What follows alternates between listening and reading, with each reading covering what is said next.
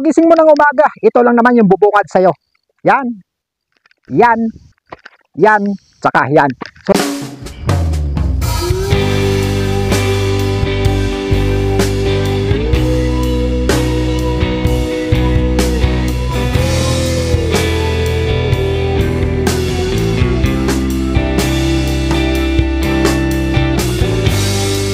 naghahanap ka ba ng pasyalan na pwede kang malibang or mawala yung stress mo, yung problema mo?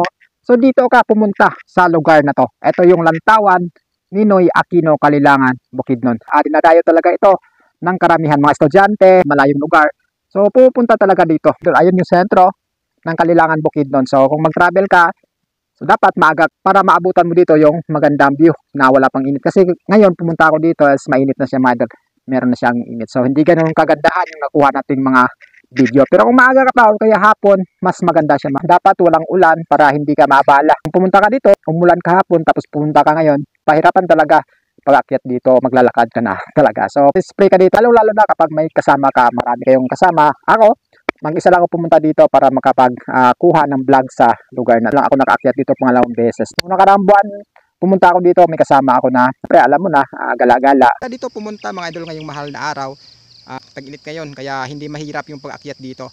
Pero kung tag-ulan, mahirapan kang umakyat dito. Napakaganda talaga nito kapag ito yung maging view na bubungad sa mata mo pagising mo sa umaga. Makakatanggal talaga ng stress, lalong-lalo na kapag stress ka or may sakit ka or kung bigaw ka sa pag-ibig or kung ano-ano pa dyan yung mga problema mo.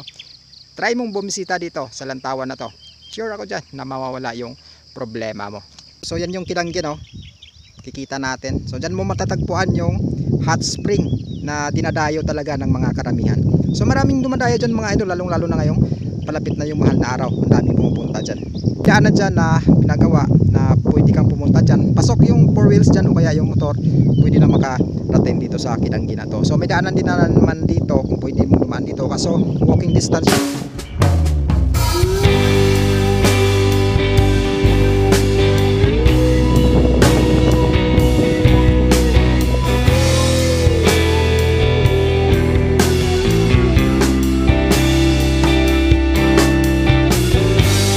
Isa lang yan sa magandang tanawin dito na matatagpuan mo dito sa Lantawan, Kalilangan, Bukidnon. Free lang pumunta dito, walang bayad mga idol. Ito ay dinadayo talaga ng karamihan. Kasi bakit?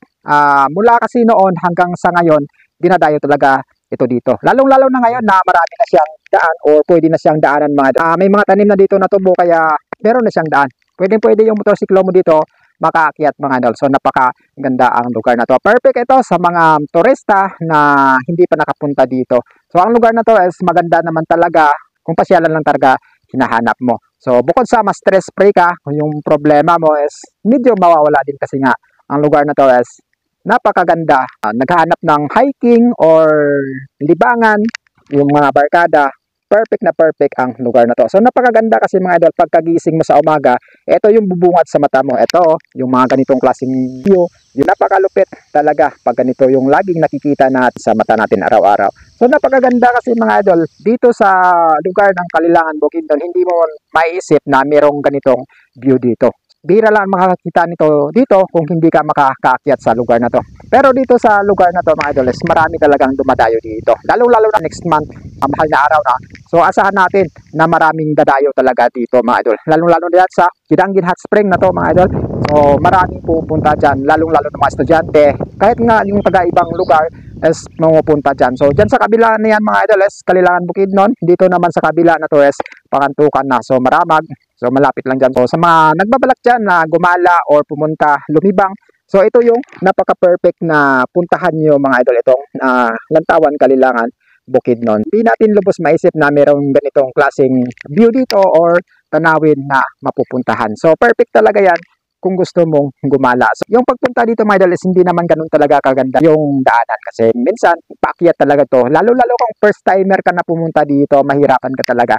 Pero kung lagi ka pupunta dito o nakaakyat ka na dito, madali lang pang daanan dito, napakasimple lang. So, pwede magsyuta. So mga magbarkada, lalong-lalo na yung mga estudyante, ang dami pumupunta dito. Kung hindi ka pa nakapunta dito, subukan pumunta dito para malaman mo or makita mo rin kung gaano kaganda ang Lantawan, Kalilangan, Bukidnon. So isa ito sa dinarayo ng karamihan di yung mga ibang lugar pumupunta pa dito, yung mga nagbibisikleta, talagang dinadayo talaga nila dito, lalo-lalo na yung mahal na araw.